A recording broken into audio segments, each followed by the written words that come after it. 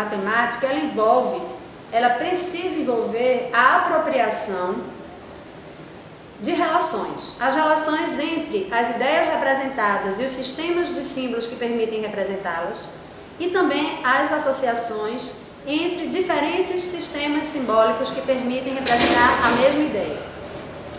No nosso caso, a ideia é a ideia de número racional e os sistemas de símbolos são as expressões verbais, as figuras e os símbolos numéricos nas diferentes formas de representação numérica. É preciso então que se estabeleçam conexões entre os vários registros, entre as várias maneiras de representar os números racionais, e esse estabelecimento de conexões é importante para que se tenha acesso às ideias representadas pelo número racional. Muitas vezes no ensino se confunde o conceito e a representação. E isso faz com que propriedades que são das representações fiquem coladas e sejam assumidas como propriedades do conceito. É o caso, por exemplo, de número. Vamos pegar a ideia de número. Um número, ele não é nem posicional nem não posicional. Ele é uma ideia que pode ser representada de diferentes maneiras. As representações do número podem ser posicionais ou não. No nosso caso, se a gente pega o sistema de representação numérica egípcio, era um sistema não posicional. O sistema de representação de numeração decimal indo-arábica é um sistema que tem a característica posicional. Então, a propriedade de ser posicional ou não é uma propriedade do sistema de representação e não da ideia de número. Ou seja, se o ensino não desconecta corretamente ideia e representação, termina confundindo uma coisa e outra. E é preciso, portanto, que se trabalhe diferentes maneiras de representar para que a ideia seja associada ao mesmo tempo a essas diferentes representações. Por isso é que a gente defende, Duval coloca, e a gente considera que é uma colocação extremamente pertinente, que é através do uso de diferentes representações que a gente auxilia o aluno a descolar, a desconectar conceito e representação. Além disso, utilizando diferentes representações, a gente tem acesso de uma maneira mais evidente a diferentes propriedades de um conceito. Por exemplo, quando se trata de funções, o gráfico vai permitir ter acesso a determinadas propriedades da função que são diferentes das propriedades em que a gente tem acesso quando analisa a expressão algébrica da função. Os próprios parâmetros curriculares nacionais colocam que a familiaridade do aluno com diferentes representações numéricas dos números racionais pode levar os alunos a perceber qual dessas representações é mais adequada para expressar um resultado em uma determinada situação. Por isso é importante que os alunos lidem com as várias formas de representar os números racionais para que eles sejam capazes de articular essas diferentes formas e de escolher aquela que é mais adequada na situação específica. A aprendizagem dessas diferentes formas e das conexões entre elas não é uma aprendizagem que possa se fazer de uma maneira espontânea. Ela exige que seja feito um trabalho didático específico voltado para aprender as convenções que regem cada forma de representação e as relações entre uma forma de representar e outra. A gente acredita que as sucessivas jogadas com o bingo vão ajudar os alunos a reconhecer diferentes maneiras de representar números racionais, a conectar essas diferentes maneiras e a ampliar o repertório de conhecimentos dos alunos referentes às expressões verbais, numéricas ou figurativas de números racionais. Muitas vezes o que acontece na sala de aula é que os professores trabalham de forma fragmentada e até os livros didáticos trabalham de forma fragmentada, frações, números decimais, porcentagem. E quando eles fazem isso, o aluno não percebe que ao lidar com cada um desses conteúdos, ele está lidando com a mesma ideia, que é a ideia de número racional. Até a própria estrutura do currículo vai fazendo com que se estuda frações e operações com frações, decimais e operações com decimais, porcentagem como uma aplicação em matemática financeira. Mas não se vê que a ideia, que o conceito que está em jogo nessas diferentes situações é o mesmo, é o conceito de número racional. Quando se lida com representações figurativas de quantidades contínuas, em geral a área, se coloca, por exemplo, um retângulo repartido em 4 partes iguais, não se diz explicitamente que a fração é a fração da área da figura. E, além disso, quando se utiliza esse contexto, Em geral, as partes das figuras são iguais, quando elas bastavam ser equivalentes. Então, várias pesquisas, entre elas aquelas desenvolvidas por Vilma Silva, Ruth Borba, Cecília Aguiar, José Maria Lima e também a desenvolvida por Luciana Santos, mostram que a abordagem fragmentada de número decimal, fração e porcentagem não permite ao aluno consolidar o significado desse conceito, ampliar o significado desse conceito e termina que muitas vezes o aluno só é capaz de identificar uma forma de representar o número. Ou então, ele é capaz de converter mecanicamente, mas sem dar sentido, às ideias que estão em jogo e ao fato de que são diferentes maneiras de representar e que a ideia é a mesma. Uma outra inspiração, não especificamente em relação à questão de número racional, mas de uma maneira mais ampla sobre o papel do jogo e a maneira como o jogo foi pensado, é a teoria das situações didáticas e engenharia didática. O elaborador dessa teoria é o professor Guy Brousseau e, juntamente com seus colaboradores, ele colocou em evidência a importância do trabalho autônomo do aluno para a aprendizagem de conhecimentos matemáticos.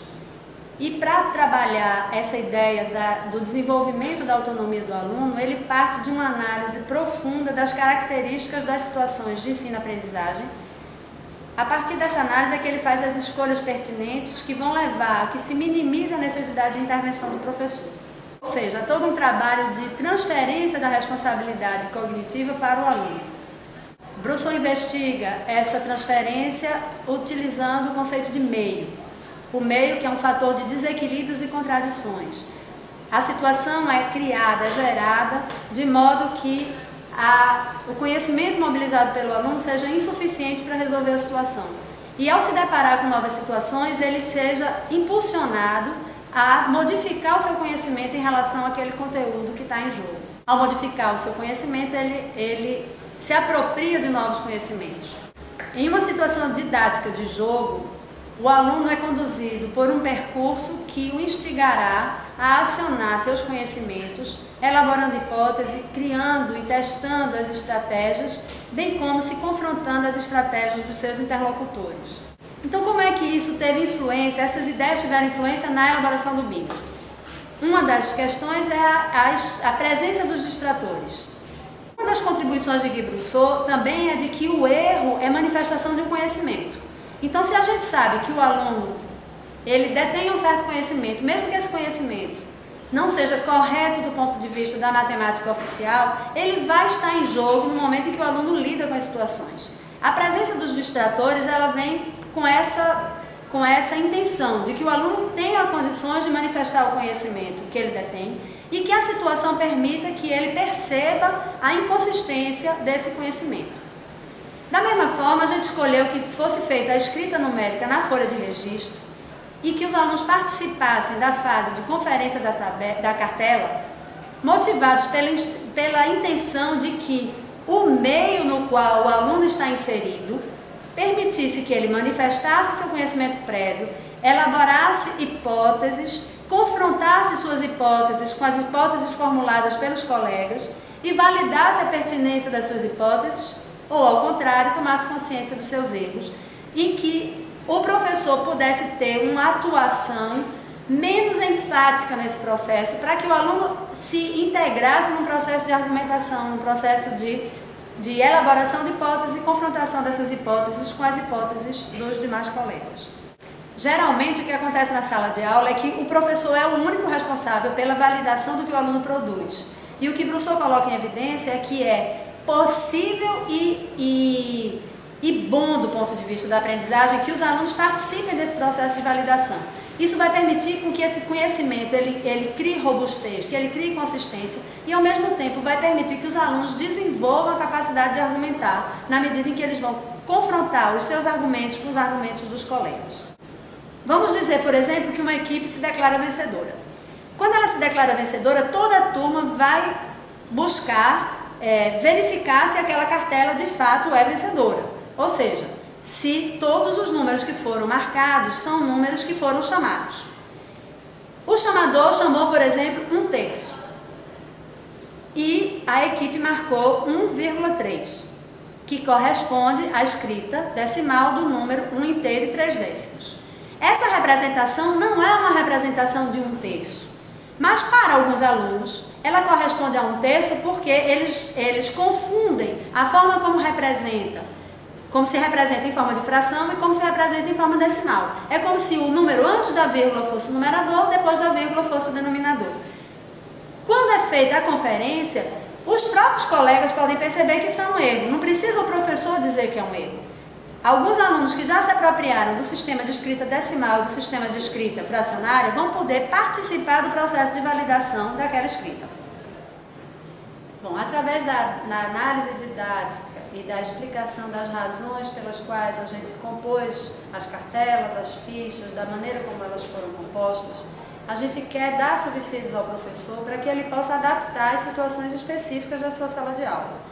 Vocês podem utilizar as cartelas da maneira como elas foram pensadas, mas vocês podem também compor cartelas específicas para trabalhar entraves que vocês perceberam que seus alunos cometem, dificuldades que eles apresentam na aprendizagem desses conteúdos.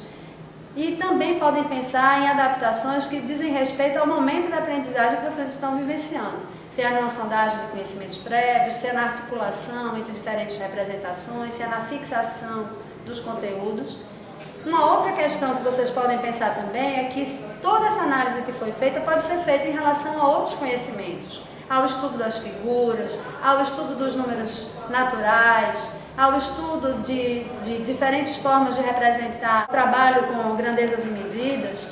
Vocês podem adaptar as ideias que nortearam a elaboração do vinho ao estudo de outros conteúdos matemáticos, buscando preservar esse princípio de que seja dada ao máximo autonomia aos alunos na explicitação dos conhecimentos que eles detêm e também na confrontação desses conhecimentos com os conhecimentos de seus colegas. Bom trabalho para vocês e a gente se encontra na próxima.